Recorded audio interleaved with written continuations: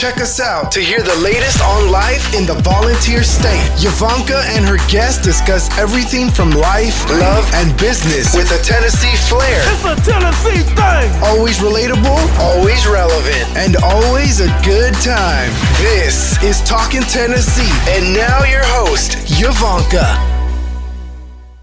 This episode is brought to you by Turning Knox Rental, your go-to for event rental services. We have selfie machines, 360 photo machines, and food servicing machines that you can rent out to give your parties the best experience possible. Get the TKR experience with Turning Knox Rental. You can find us at www.turningknoxrental.com. Welcome back to Talkin' Tennessee with Yvonnca. I am your host, and I am here this week with Councilwoman Seema Singh, and she is here to share her story, her journey, and what she does in the community. Welcome. Thank you. It's good to be here. Thank you for coming. Let's tell my viewers, who is Seema Singh? Who is that? I love that question because so often we just go by the titles. Yes. So the first thing I would start with is mother. Okay. I am a sister, a daughter. Yes. Those things are very important, but once again, those are sort of roles that I've taken on. Yes. I think who I am is something more, I'm adventurous. Yes. And quite shy, Okay. which really surprises people. I like doing things by the beat of my own drum. Okay. I always say that there's a third way. There's this way or that way, and then there's the way that I create. That's a good one. And I enjoy that. That's a good one. So you are adventurous, and how in the world? First, let me ask you this: how long have you lived in Knoxville? I moved here when I was 10 years old. 10 years old. Right, and then I've moved in and out of Knoxville many times. Okay, so you moved here at 10 years old. How old was you when you left? Do you remember?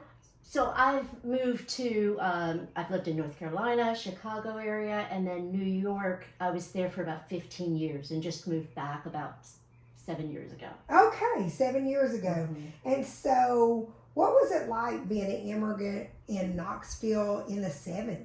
In the 70s. It was very different than it is now. I bet. There were very few Indian families. Okay.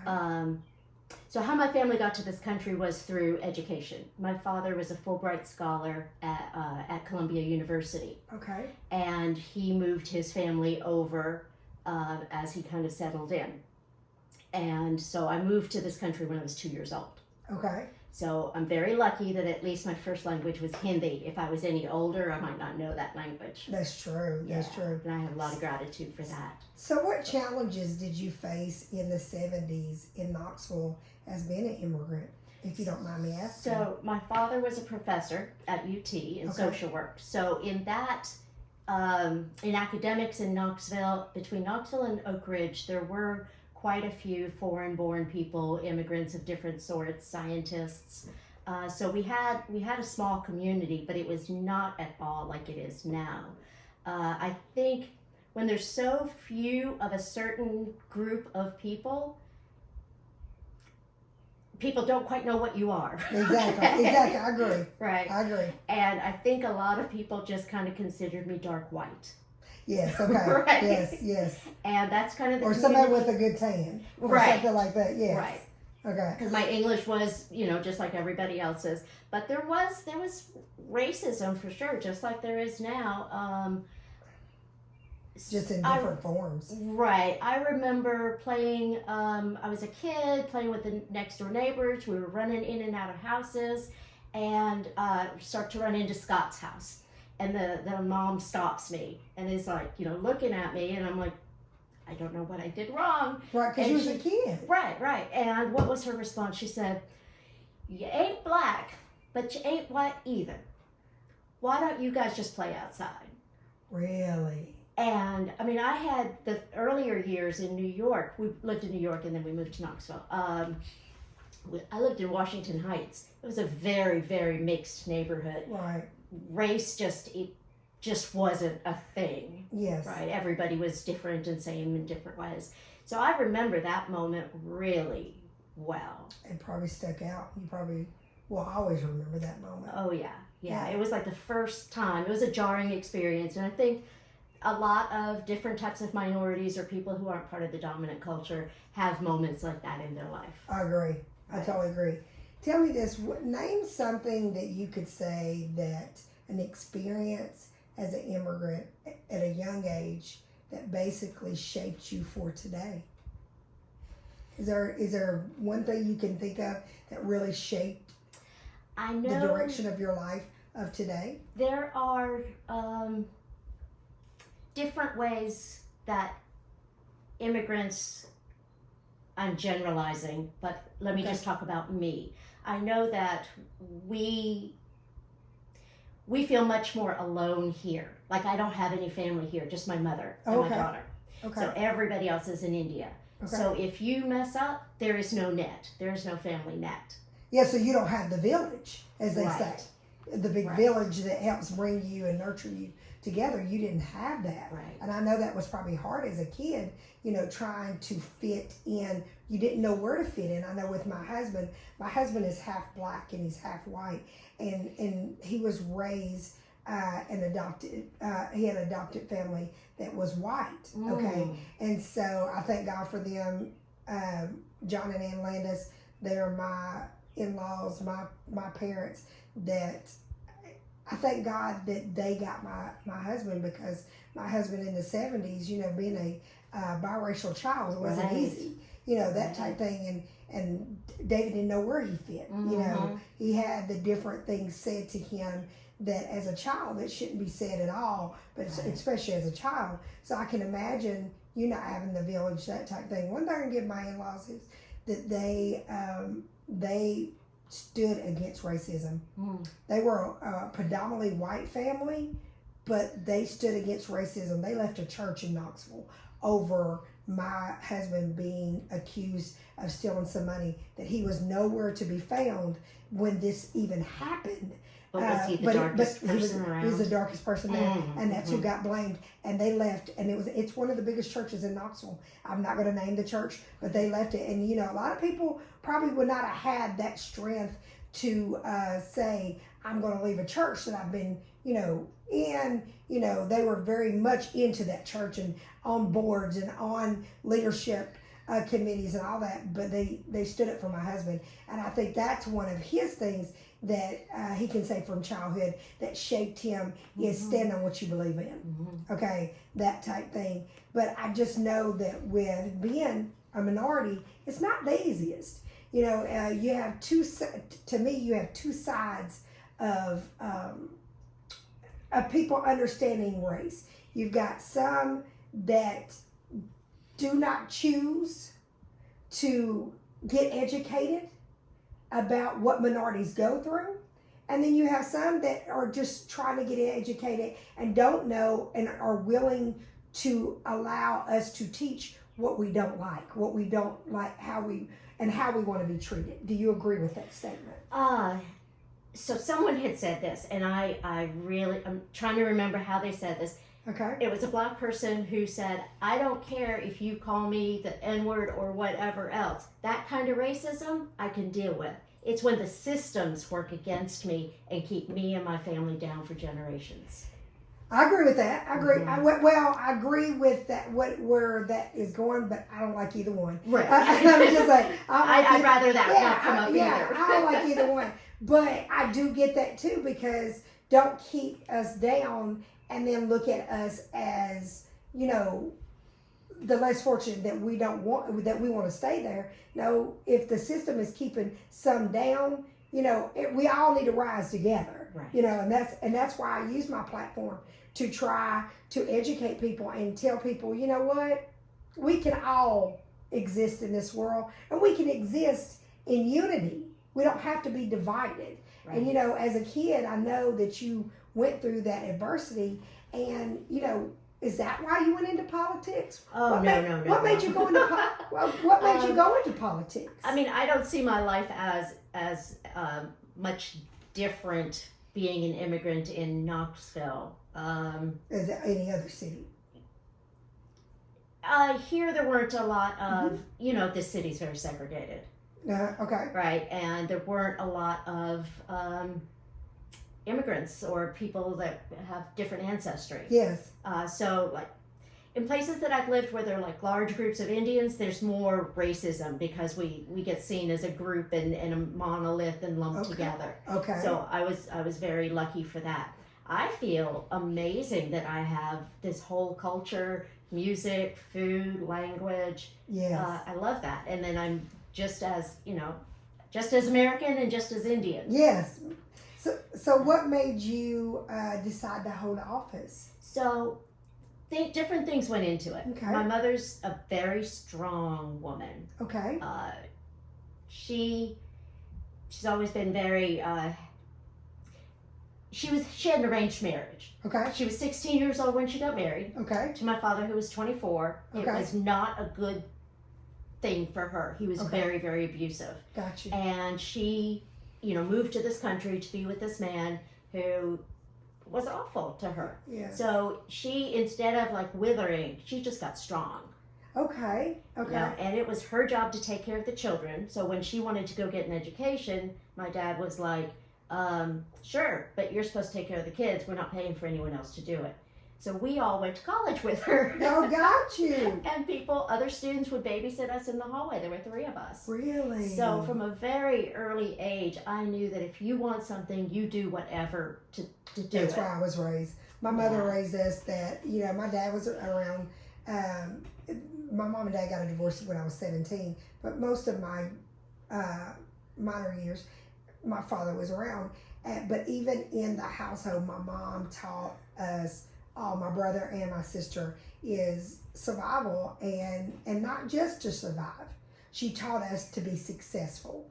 And I think a lot of times people do teach survival, but they don't teach the part of success that they may not know. You know what I'm saying? They just been in that mode of just surviving and trying to keep their family together and keeping their kids going, that type thing, that they didn't get to go to that next step of finding, college and all of that kind of stuff. Yes, truly thriving. Thriving and having some joy in life. Go off to your mom for even because she turned a bad situation into a good situation, and she taught her kids how to get educated. So she took me to see Shirley Chisholm talk when I was 13 years old. Okay. I had never seen a black person in that position of power. Okay. And I liked seeing that. It was very different than kind of the old white men that usually hold these positions. Yes, okay. Okay. I think that influenced me a lot. Because if you don't see it, you can't dream it. That's true. My idea was still not politics. It was this strong woman who is doing things in this world to improve it.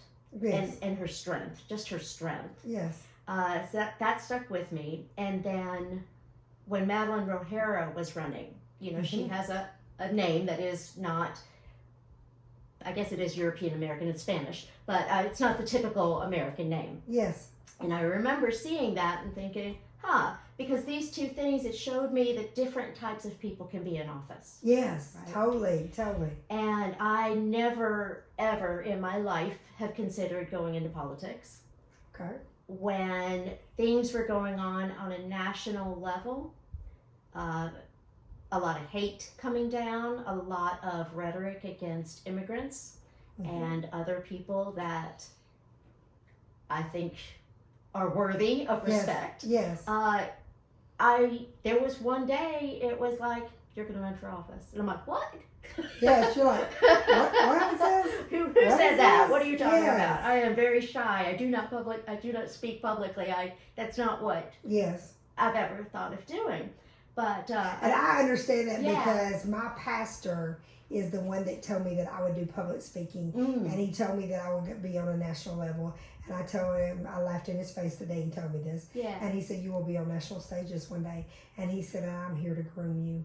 And I said, you know what, I'm a talker, but that doesn't mean I'm a public speaker. And I said, that'll never happen. And he said, you can't see it now, but you will. And so we did our ribbon cutting last week for our business that we opened in November. And when I got finished speaking, people came up to me, and his wife was one of the first that walked up to me, and she said, Yvonnca, you speak so well. And I said, thank you. And she said, Yvonnca, no, I'm talking about you really, really spoke really well. And so I was like, thank you. I said, because it was my pastor passed away in December.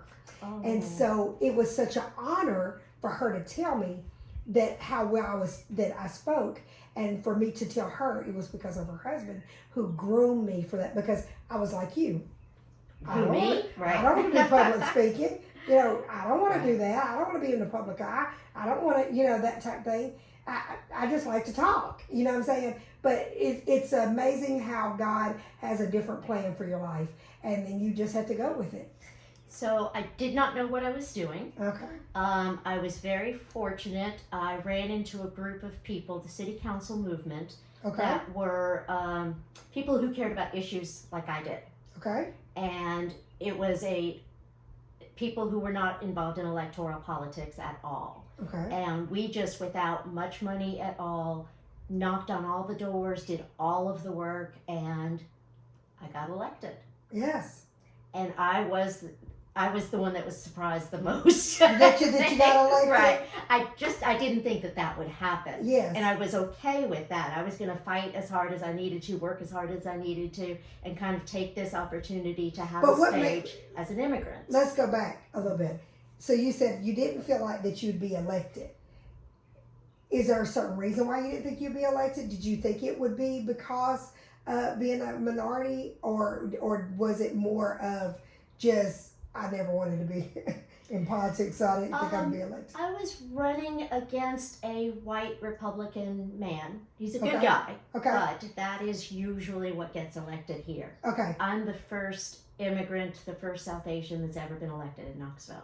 And everything was, I didn't think it'd happen. And it did, and you're making a mark on this city, and I want to thank you for that. Thank you. I'm trying. Yes. When I started researching you and started getting ready for this interview, I was like, wow, that's empowering, because it's seeing someone else, another woman that has went through different things in her life, but she still rises above. I mean, we all go through different things in our lives that, when having children and, having, families and all the different things that goes on in our life. But then when you go in the political part, it's just wide open.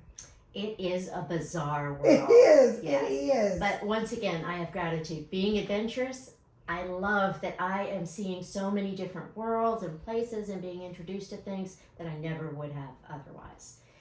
So that part's fun. Making really, really hard decisions, I bet it is. Yeah. Well, let's talk about this. What made you? I think I know a little bit because what you said earlier, but I'll wait till you elaborate with it. Is what gave you the passion to fight for domestic violence? One was that's what I grew up with. Yeah. Right. That's what I thought you were going to say. Yes, and that is something in Indian culture, in many cultures across the world, women are simply considered second and owned property. Yes. And seeing my father, the way he treated my mother, treated all of us. My mother did not call the police. He was a professor. This was 1976. It was still legal to rape your wife. Yes. And there was nothing that she could do with him. He was the father of her children, the paycheck. She was Indian, the stigma attached to getting divorced, which it eventually did. Yes. But all of those, the community. That's hard. So she stuck with it. But what she wanted was, how can we make him stop? It's not so much that I want to run away and be safe. How do I be safe here with what I have? Okay. So she started a program which was working with people who were offending, people who were hurting their family, and helping them learn how to not live that way. And oh, wow. Yeah, so it's a very different idea. That's amazing. Mm-hmm. So she started, and that's where she probably started her healing, trying to get. I think so. And so is that what made you, go down that path of trying to fight for domestic violence victims, that type thing? Was that the biggest thing? So yes, she started the program. She's a psychologist. She had a clinic with about 30 practitioners or so. But this program itself, when I moved back to Knoxville 7 years ago, she kind of handed it over to me. Okay. I've been doing counseling work, social work, case management, all kinds of different roles for years and years. When she handed it over to me, it just fit. Mm-hmm. Was that your way to overcome what you experienced as a child? It is my way to... I wish that resource existed. It didn't exist, so let's make it. So back then, there was no available systems to help women like that. Not a whole lot.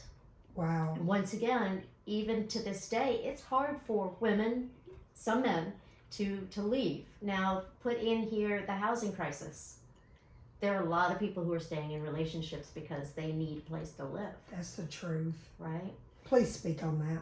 So there are a lot of reasons, and I'm just using women because generally it's women. It is both, both genders can be equally awful. Just men are physically larger generally, so that physical part of domestic violence is often there. What are your options if you are a victim? Right? If you don't have family, if you don't have people supporting you, then you go to a shelter. That disrupts your entire life. It does. Would you want your sister or your daughter the embarrassment to go to of it, your kids' embarrassment, uprooting your kids, so many other things I can think of. The housing crisis has really changed. Well, let me go back. COVID really affected a lot of families. A lot of families that normally are not together 24/7 was forced to go in home, be in their home 24/7. So when they said safe at home, that was not true for a lot of people. It was not. Yeah, exactly. And I had a principal say this to me, and I never thought about it till he said it. And that's why I love to learn. You never know everything. And he said this to me. He said, we talk about snow days and how much we enjoy snow days as a kid. We're talking about my childhood. And he said, but there's kids of today that agonize of a snow day. And I said, why is that? And he said, well, for two reasons. Child Help, a great organization in the city, even talked about it as well, is that a lot of their abusers are at home. Where if they're home for snow day, their abuser is at home, so they're going to get abused more, for one. And for two, is that a lot of kids that are on zero money for breakfast and lunch at school, or reduced lunch or whatever, well, if they're staying at home, they may not eat for those 2 meals. When normally if they were in school, I never thought about that. There are even kids that live in cars. A snow day just means being cold in the car. Yes. And so when you say the housing crisis, because nowadays I tell people the average rent in Knoxville right now is a little bit over $1,700 a month. And, and that's for a 1-bedroom. Wow. 1 bedroom. And so when you stop to think about it, there's a lot of families right now, I don't know if you know this, but a lot of families are buying houses together, like 2 or 3 families together. Now, I know people used to joke upon different minorities that brought their families together, but it's funny how things can happen that now it's not just minorities having to bring families together to make it happen and be able to afford things. It's all races having to do that right now. This is going to cause a cultural shift, and in some ways, good. Yes. So I was living on Long Island for about 10 years, and there, I don't know what the rent is now, but 10 years ago it was $1,700 for a 1-bedroom, and people you shared living quarters, like children did not leave the home at 18. Exactly. It was just a different type of life. I mean, there were people who got Kids nowadays divorced. now are not leaving at 18 Right. because it's so expensive. I mean, honestly, and I tell people this, I'm like, because they ask me, they're like, well, you're in real estate and what do you think and about parenting? And I tell parents this, I'm like, if you can work out something with your child, okay, that they are responsible, an adult, and they're doing something in life, I don't think there's anything wrong with letting your child live at home till they can survive on their own. I don't believe in this, when you're 18, you got to get out. Right. But if you're putting your kid out and you know that and people's like, well, you raise them up, they're supposed to be able to fend for themselves. Well, what was you like at 18? Because I know at 18, I was not able. I think there's some things that are good that could come out of Yes. it, right? Families are split apart. We move to different cities for jobs. We're not close. We don't have a village. Yes. And hopefully some of that will come out, Yes. right? I mean, I work with families that aren't working well together, but there are definitely those that do. That work really well Right. together. And that's what I'm saying is that, yes, your child should have responsibilities, but at the same time, you have to look at these days and times. I know that when I got out of my parents' house, I left at 19. But my parents still helped me, okay? So I don't want people to think I moved out at 19 and I had it all together, because I sure didn't, Mm-hmm. okay? Because I got pregnant at 19. So I didn't have it all together. But at the same time, these days and times, these young people are trying to get to pay rent at $1,700 a month. Right. It's not possible. It's not. There's adults that's 40 and 50 and 60 years old and above that can't pay $1,700. So how are you expecting an 18, 19-year-old? So that's where you have to really teach your kids and help them get work ethic and teach them, about bettering themselves. Yes, I do believe that college is a great thing, but college is not made for everybody. There's trade schools, there's all other different types of things that your kid can do to better themselves, but you have to help your kids to get to that point. So like your that's mom. a place that is slightly different culturally for immigrants, because we don't have that. I think the way we deal with money is very different. Okay. But I had stepchildren. Okay. I was married for about 20 years. I have stepchildren Okay. that lived with us after they were grown. Okay. And how we handled that was they lived with us and we charged rent. Yes. But all of the rent went into a bank account, Yes. and when they were ready to move out, I gave it back to them. Oh, I've got a friend Right. right now doing the same thing Right. with his daughters. One of his daughters is literally given X amount of dollars to, and he said that the mom was like, why are you charging? He said, I'm charging them now, but I'm going to give all the money back. Right. But I want them to know what it's like to pay rent. Right. And I don't think anything is wrong with that. Yeah, it was just helping. Don't get used to having this whole paycheck for yourself. Exactly. This is how life's going to be. It's a great thing. Yeah. Even with car payments. Yeah. You know what I'm saying? Even if you're blessed enough to buy your kid a car, there's nothing wrong with that. But at the same time, I would still try to teach them how to pay car payments. Like my dad, he went and got me a car and then handed me the payment back. I remember that $92.65 a month. And then insurance. So that type of thing. But what you did with your your stepkids, is a great thing, because at least they had that money to when they moved out. Right. That's one way to save. And on Long Island, they needed that money. Exactly. Down payment, first month rent, last month rent, all of that stuff. Yes. Yeah. So let me ask you this: as a councilman and as a woman of color, what is the biggest challenges that you face in this city, and how are you getting through them? So, of your opinion, as far as right now, we have more women on council than ever. Yes. We have more women of color. There was never a woman of color on council until 2017, ever. Wow. Yeah, and then Wow. two got elected that year, and then one 2 years later. Yes. So things are changing. Now, when I talk about identity politics, like how is that different?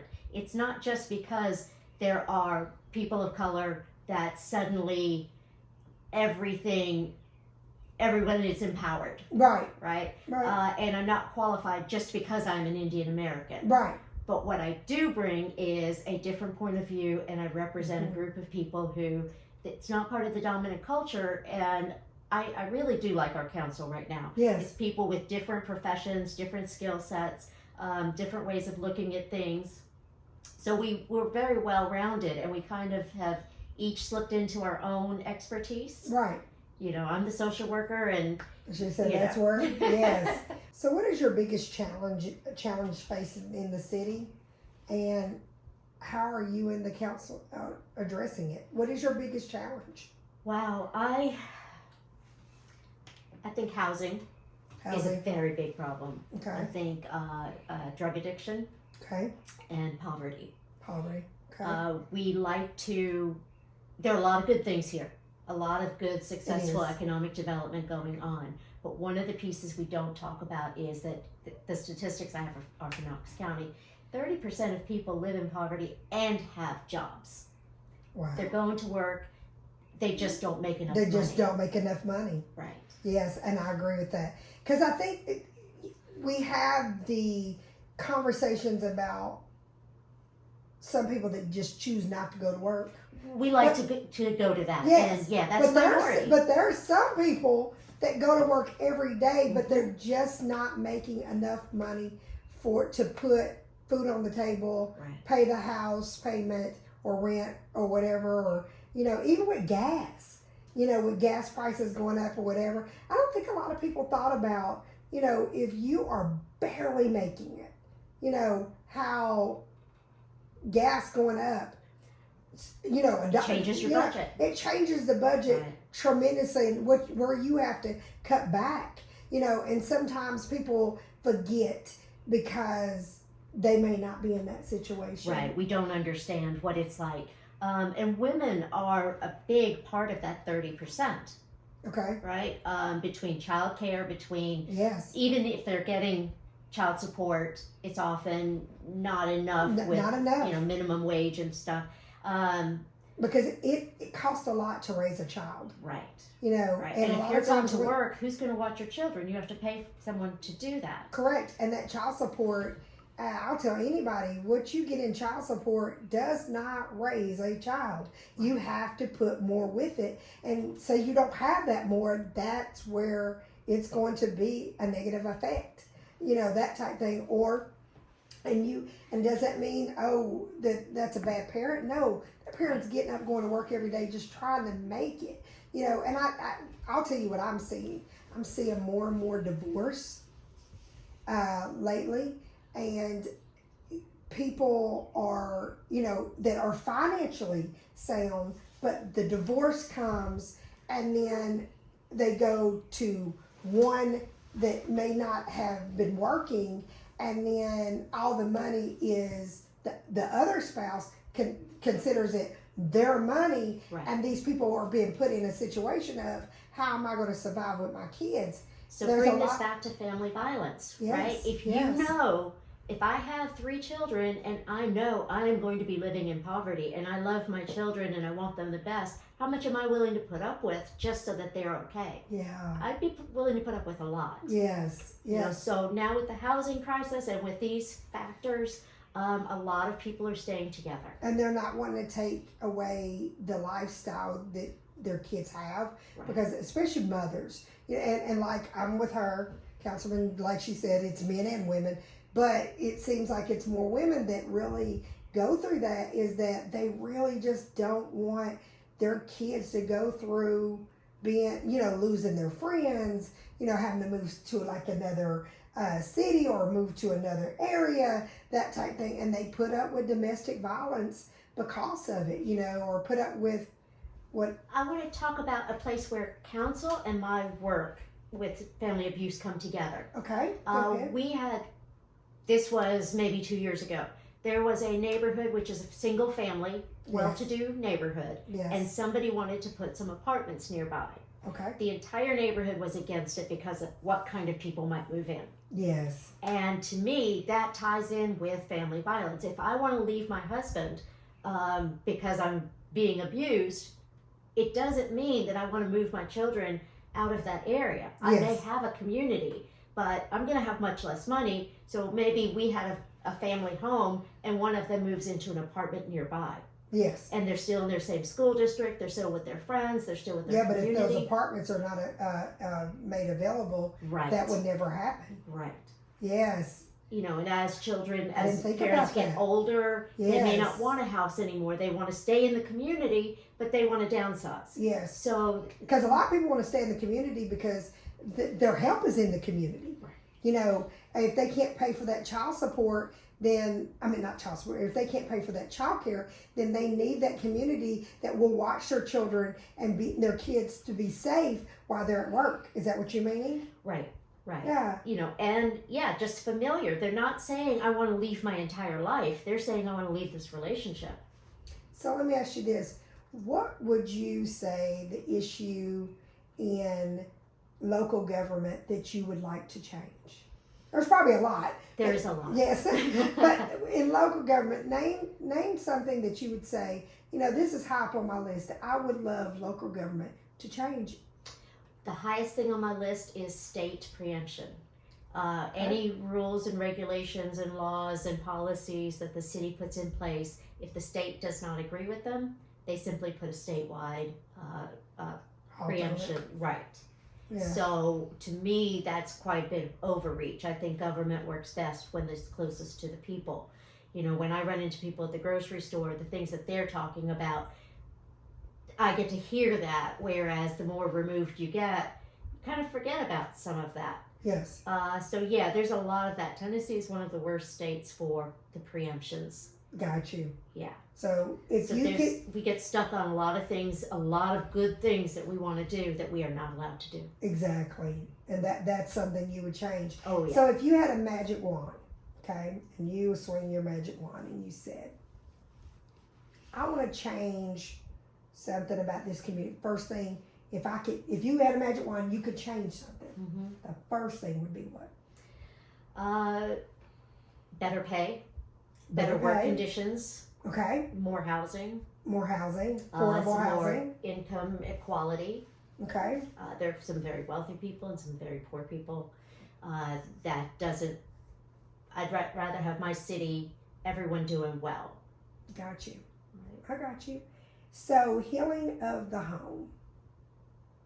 Tell me healing of the home. So, healing the home started with my mother's program, right? And as she was there for a while, she got referrals from the court systems on people who had orders of protections or had been arrested for domestic violence, and they were ordered to this program.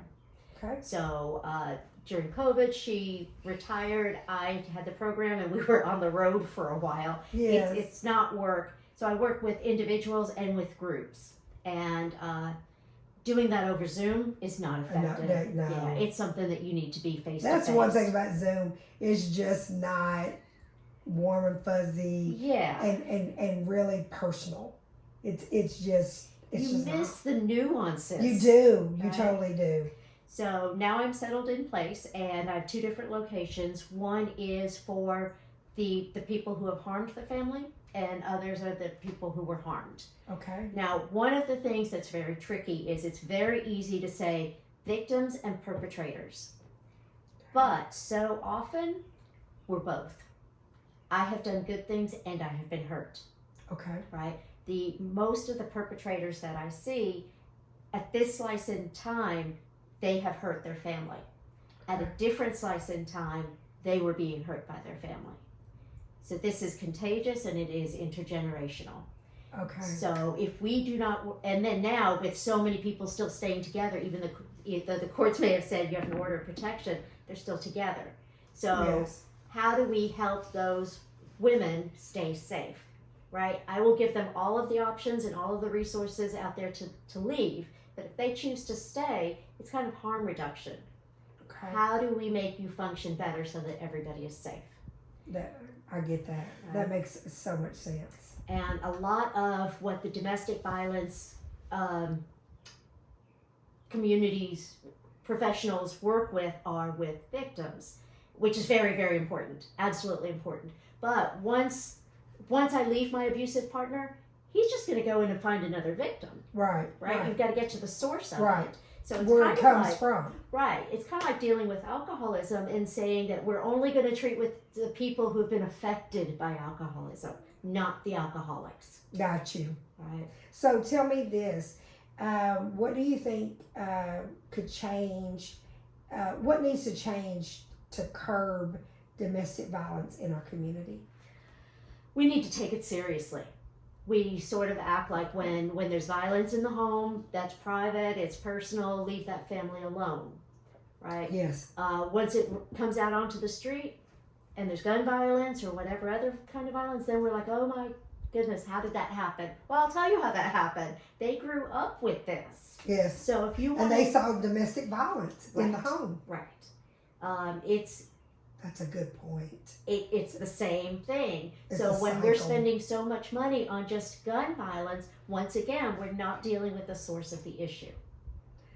So when it comes to domestic violence, you're saying, okay, we need to take it more serious. Can you give me a couple of examples of what would you tell people? You need to do this. This is what you could do to help in the community to curb domestic violence. So once again, I'm using genders. Yes. Generally, families have 35 to 50 incidences, not just physical, but all kinds of violence, right? Before goodness. they contact the police. Oh my goodness. 35 to 50. Right, because they're trying to fix Viewers, it on are their you own. hearing that? A domestic violence family goes through 35 to 50 times of issues and situations before they ever contact. Wow. Right, because most of them do not want to contact the police and change it from a family situation into a criminal situation. Wow. Right? So there needs to be resources for the family to understand that before it has to get to criminal. Most of the people that I work with, they want a good, healthy family. They want that. They don't Yes. want to be living the way they're living. And I think a lot of times people don't want to report domestic violence because they don't want the person to go to jail. They want them to get better, Right. but they don't want them to go to jail. They don't want that lasting effect. But so they go through it, in silence, and they don't want to speak on it because of embarrassment. Now imagine you call the police, he goes to jail. He's probably going to lose his job. Yes. Right? And that's going to disrupt the entire family economy as well. There are all these unintended consequences and pieces we just don't think about. So I think we need to start addressing the perpetrators, the abusers, the people who, the majority of them, like I said, at different time in life, they were victims.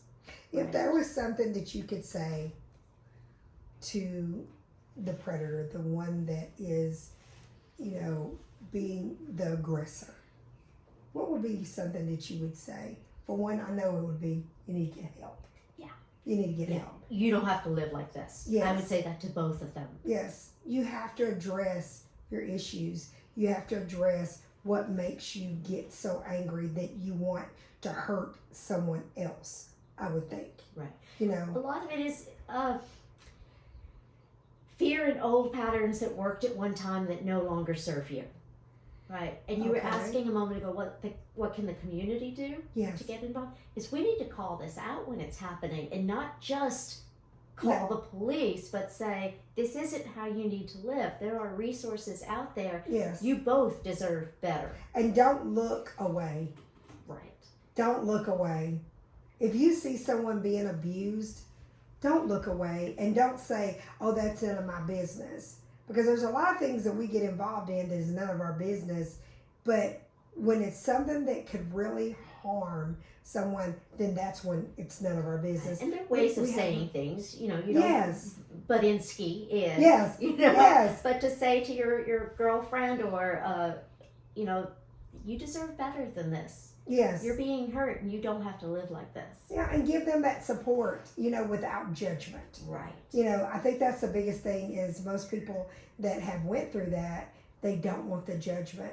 You already are being abused. You're already being hurt. You don't want the judgment of your peers. Yeah. You really don't. This is the man I chose to love forever, and he's treating me this way. There's no shame in that. Yeah. Right. So there are all these different elements that we write it off with, well, why didn't she just leave?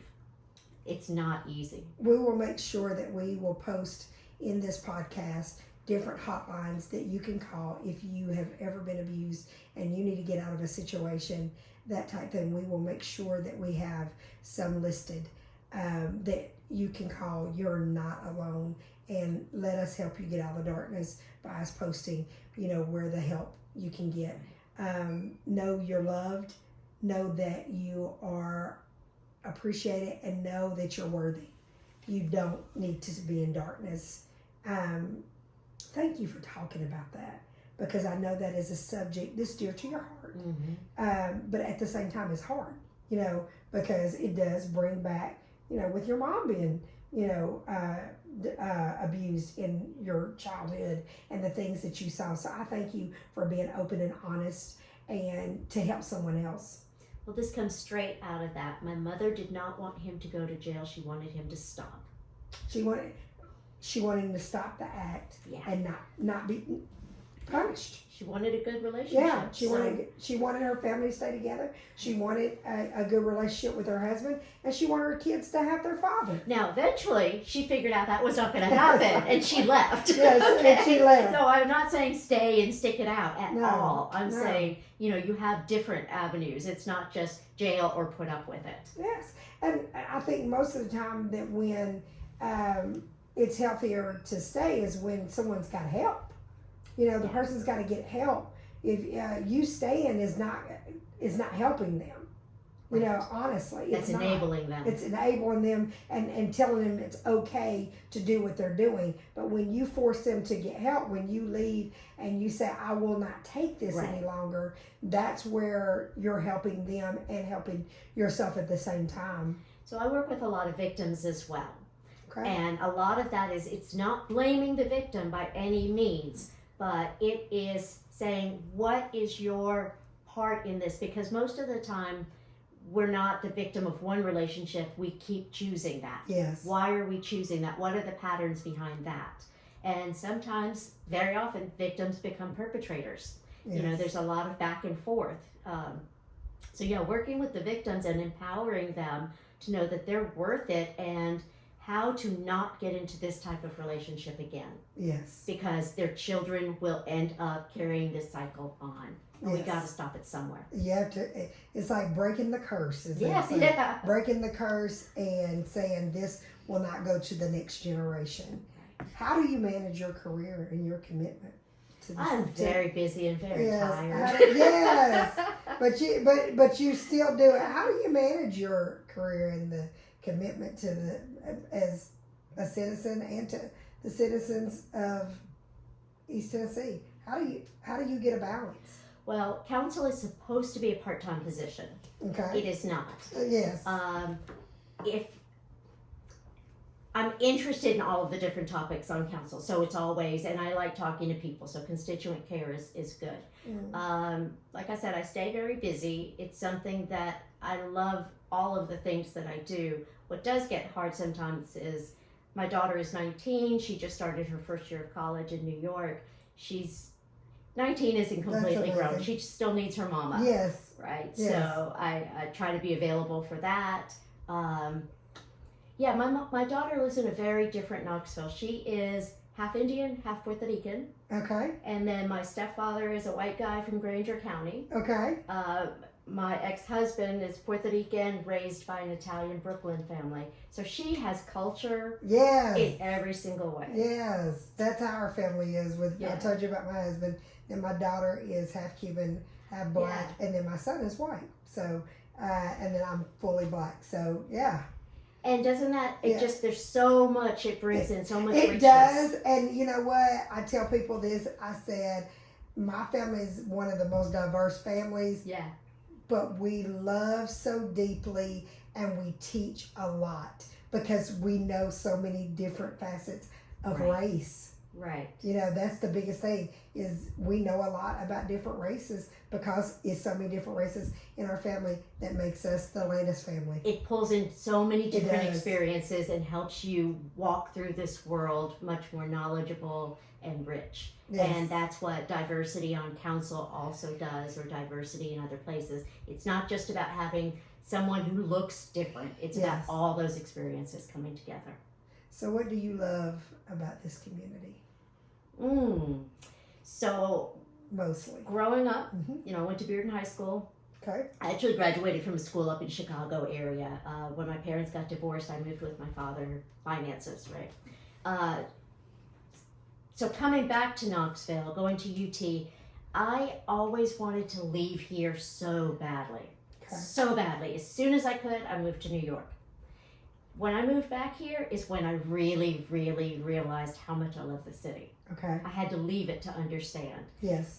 Everything is connected. It's beautiful. One of the things I really did like was the cost of living, which is changing. Yes.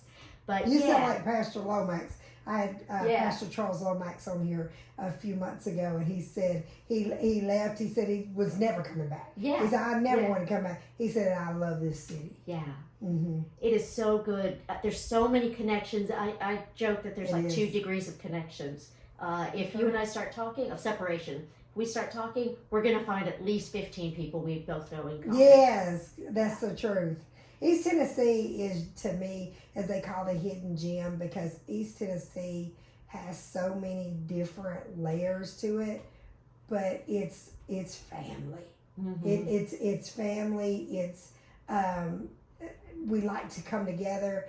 A lot of my clients will tell me that relocation clients, they're like, everybody speaks to each other, even if they don't know each other. How does that happen? I say, that's just East Tennessee.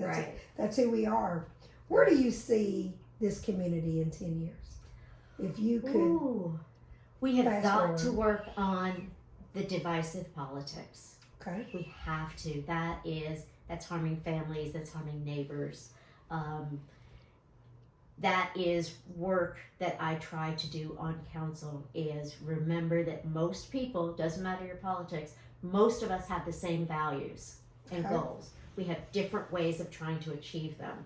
That's true. Right. I agree. But if we do not figure out how my neighbor, because they believe in a different party than I do, they are not my enemy or worthless. Yes. We've got to work on that. Yeah, because this is how I feel about politics, is I don't care who you vote for. I just want you to know the policies. I want you to know what they stand for. And if it fits your family, if you say, Yvonnca, this fits my family, I'm voting for this person, I could really care less. Because to me, at the end of the day, what politics boils down to is if it fits your family. It's not about, okay, if you're a Republican, I've got to be a Republican. If you're a Democrat, I got to be a Democrat or independent or whatever. I think it's really what fits your family. I would push that a little bit farther, because I'm not just going to think about what serves me. It's often the least in our community. Yeah, but at the end of the day, you know, and I tell people this, like when my husband got sick 10 years ago, and I was paying $2,500 in medicine a month and $1,100 in insurance a month. It's $3,600. I had to focus on my family to survive, and that's what taught me that, you know, you can't get mad if your neighbor says this works for their family, because back then I knew what worked for my family and what didn't. Mm-hmm. And what affected me is what affected me. It didn't affect everybody. You see what I'm saying? Mm-hmm. And I'm okay with that, you know, because I just respect people's opinion of what is best for their family. But what you had said about learning the policies and understanding, I don't remember having civics in school. Yes. Right? When I first started running for council, I was trying to figure out, what is this district, what is city council, what is county commission. Oh, yes. all of these things I had no idea, and Correct. I'm not a dummy. Yes. You know, and I had But to you do a just lot had of to education. educate you. Yep. Yes, educate yourself. And I'm still confused sometimes. I am too. But the Right. best part about it is when you do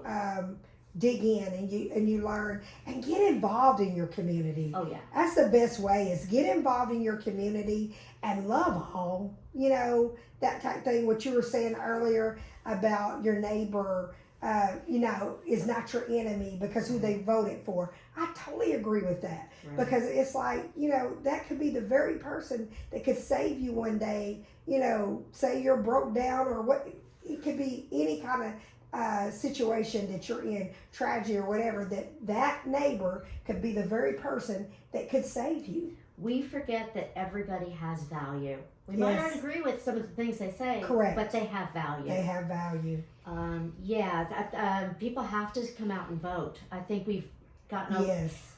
I think when someone votes for someone and that candidate doesn't win, they say my vote didn't count, and it did count. Yes, it did You know, count. It It doesn't just- mean you're going to be able to pick the person. Exactly. And the biggest thing I challenge everybody as I end this podcast is, yes, come out and vote. And don't forget about your local